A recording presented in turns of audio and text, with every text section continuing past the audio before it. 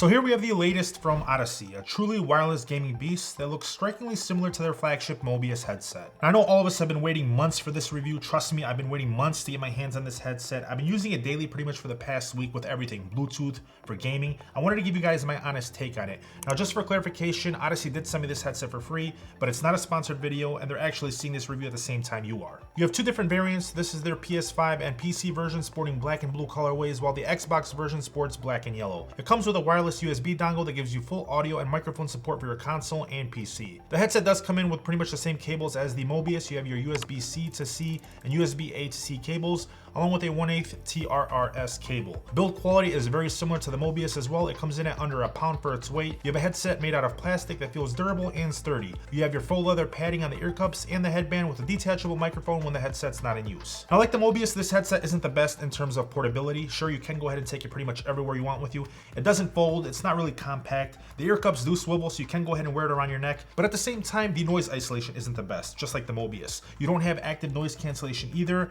which we will talk about here in a little bit, but just note that if you do take this out in public with you, you will hear pretty much everything that's going on around you. All of your controls are found on the left ear cup. You have your power button that lets you play, pause, answer, and then phone calls with a single click. When you double click it, it enters your Bluetooth pairing mode. Now, if you press and hold for 3 seconds, you either power the headset on or reject a phone call, and holding it for 5 seconds powers the headset off completely. You have a multifunction button that cycles through wireless, Bluetooth, and auxiliary connections while being guided with voice prompts at the same time, so you know which function you've chosen. Taking a long press with this button also enables your wireless dongle pairing mode. Continuing on the left side, you also have your microphone and volume wheel along with your mic mute switch. Now, they're not exactly the easiest to tell apart when you're wearing the Penrose, but did feel somewhat intuitive for me to use compared to most other gaming headsets. Now, getting into comfort, the first thing you'll notice is that the clamping force with this headset is rather tight when you first put them on. Obviously, I have a massive head, you guys know this, but I wouldn't say they're as tight as the Turtle Beach Stealth 700 Gen 2s that we reviewed a couple of months ago. I was able to slightly bend the headband and loosen them up, and that did the trick for me. Obviously, don't blame me if you break yours. Be very careful. Just a slight little bend and it does loosen for me. Now, overall, the ear cups and the headband are super comfortable. So in terms of fit, I really like this headset. For battery life, you get about 15 hours on a full charge, give or take, depending on what you're doing. However, it does take about 4 hours when the headset is completely dead to get to that point, so not the best in terms of battery life. They do have an auto off timer when not in use to conserve battery while allowing you to still use this headset when it's charging, so that's a plus. You also have an LED indicator to let you know the status of this headset when it's charging. For Bluetooth, you get decent connectivity. They don't have multiple device support, but do provide low latency when connected to a phone or a tablet. I noticed that when connected to my laptop, I did experience subpar audio latency, which went away when I used the wireless dongle instead of Bluetooth. For non-Bluetooth wireless connectivity, the headset worked amazing. Super easy to use, and it connected each and every single time for me without any issues. Range was about 50 feet, and in that distance, I can say I didn't experience any drops in audio coverage, and the latency worked much better than Bluetooth when I used it that way. You do also have app support for iOS and Android with the Penrose. It's actually pretty decent. It gives you 5 presets you can customize using their 10-band equalizer,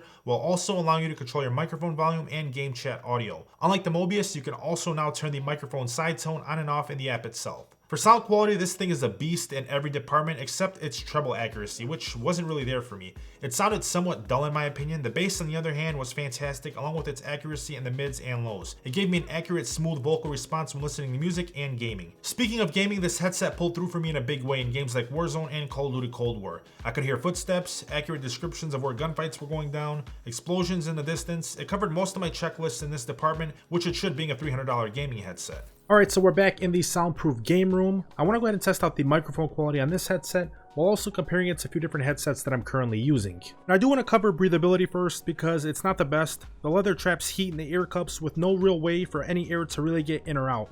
You also get some leakage when you have your audio levels all the way up, allowing others around you to hear what you're listening to. Oh my god, stop bro, I'm stuck. Can you help me?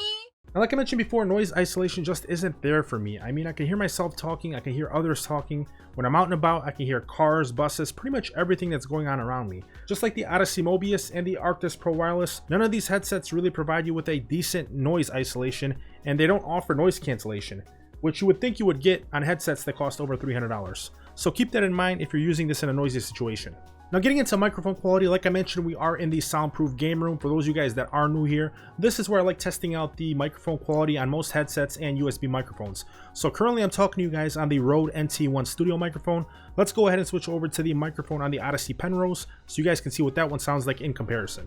This is what the microphone quality sounds like on the Audeze Penrose gaming headset. If you are new to the channel, please make sure you subscribe, and only if you end up liking this video, please make sure you smash that like button for me. Now let's go ahead and compare this headset's microphone quality to the Corsair Virtuoso, which if you guys don't know, the microphone on that headset is probably the best I've tested out of any gaming headset here on the channel. We'll also compare it to the HyperX Cloud 2 wireless, and we'll also compare it to the Audeze Mobius gaming headset. So let's go ahead and do that comparison now. This is what the microphone quality sounds like on the Audeze Penrose gaming headset. This is what the microphone quality sounds like on the Audeze Mobius gaming headset. This is what the microphone quality sounds like on the Corsair Virtuoso gaming headset. This is what the microphone quality sounds like on the HyperX Cloud 2 wireless gaming headset. Once again, this is what the microphone quality sounds like on the Audeze Penrose gaming headset. Once again, this is what the microphone quality sounds like on the Audeze Mobius gaming headset. Once again, this is what the microphone quality sounds like on the Corsair Virtuoso gaming headset. Once again, this is what the microphone quality sounds like on the HyperX Cloud 2 wireless gaming headset. Let me know down below in the comment section which one of these microphones you guys think sounded the best. I'm curious. Now, another thing I wanted to cover was the slight crackling and popping that I was experiencing out of the left ear cup of this headset. It happened for the first day or two, and it kind of went away after that. I haven't experienced it since.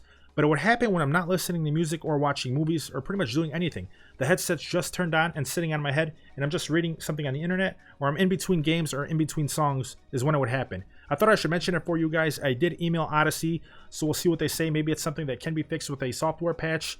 I wanted to mention it because a few other reviewers with this headset experienced the same thing. So I'll let you guys know what happens, but I did want to mention that that was happening to me for the first day or two. Now, unlike the Mobius, the Penrose doesn't have its own surround sound. They gave that up in favor of the wireless audio. Seeing how most consoles have their own 3D audio or spatial audio systems like the PS5, it won't be a big deal unless you play games like Warzone or Fortnite.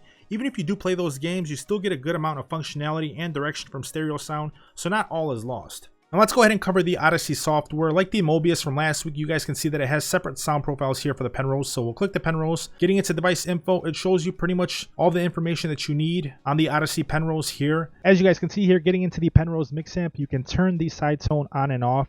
As I'm playing with this, even though this is the Xbox version on the app, it's still working for the regular Penrose.